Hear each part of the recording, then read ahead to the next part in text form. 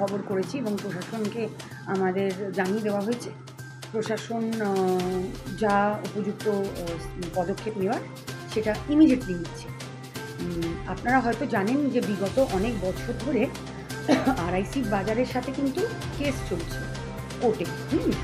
মানে এটা ওখানে জায়গাটাতে কেউ যদি কিছু করতে চায় কনস্ট্রাকশন, বা আমরা অনেক সময় ভাবি যে রাস্তাটা বা বিউটিফিকেশন যদি করতে হয়, কারণ আমাদের সরকার থেকে তো বাজার টাজার অনেক কিছু আমরা বিউটিফিকেশনের আমাদের হচ্ছে, মানে সরি ডেভেলপমেন্টে, বাজার ডেভেলপমেন্ট। হ্যাঁ, কিন্তু ওটা আমরা চাইলেও পারি না, কারণ ওটা কোর্টে বিচারক হয়। তো আপনারা যখন অভিযোগটা আমাকে বললেন, আমি ওখানে খবর করেছি। এবারে যেটা হয় যে গার্জিয়ানলেস যখনই হয়ে যাচ্ছে জায়গাটা, যখন আমরাও কোনো পদক্ষেপ ওখানে নিতে পারছি না ইন টার্মস অফ কোনো ডেভেলপমেন্ট বা কোনো নিয়ন্ত্রণ করার, তখন যে যার মতো করার একটা চেষ্টা করতে পারে। বাট যেই চেষ্টা করবে প্রশাসন ইমিডিয়েট স্টেপ নেবে।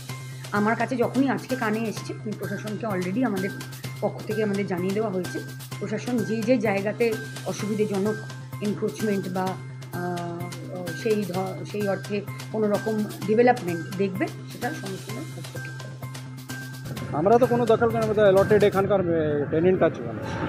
আমার যেটা আছে আমি লটেড টেনেন্ট এখানে। তাহলে কারখানার নাম কৃষ্ণাপুর। আপনি বলছেন বৈধ, এটা আমারটা বৈধ আছে, আমি অন্যটা তো বলতে পারবো না। আমারটা আমার বৈধ আছে। গাছ কাটা হচ্ছে দেখেছেন? গাছ কাটছে, গাছ কাটা আমি এরকম দেখিনি, কিন্তু হ্যাঁ অনেকগুলো যে জমিগুলো ছিল, যে ভ্যাকেন্ট এরিয়াগুলো ছিল, যেটা আস্তে আস্তে সব কনস্ট্রাকশন হয়ে যাচ্ছে। আপনার পিছনে যে গাছগুলো কেটেছে, পিছনে যে গাছগুলো, পিছনে তো জঙ্গল ছিল, এরকম তো বড় গাছ তো কিছু ছিল না, ওই জঙ্গলের মতো। আমি বলছি যে এই সরকারি জমি কেস চলছে, যা চলছে, এখানে যা ফ্যাক্টরি ছিল সব ঠিক ছিল, কিন্তু বক্তব্য হচ্ছে 90% বন্ধ ছিল। হঠাৎ করে আমরা দেখতে পাচ্ছি যে সব কোম্পানি চলছে। কিভাবে চলছে জানি না। এক, দ্বিতীয় হচ্ছে যে জায়গাগুলো ফাঁকা ছিল সেই জায়গাগুলোয় আবার নতুন করে ঘর গোছাচ্ছে। আবার যে জায়গাগুলো গাছপালা ছিল সেখানেও কেটে এখন এমনি এই গ্রীষ্মর দাবদাহ গরমে মানুষ হাঁসফাঁস করছে। 50 ডিগ্রির ওপর বিভিন্ন জায়গায় চলে গেছে। কলকাতা 38-39 ডিগ্রি, গ্রাম বাংলায় গেলে সেটা 44-45।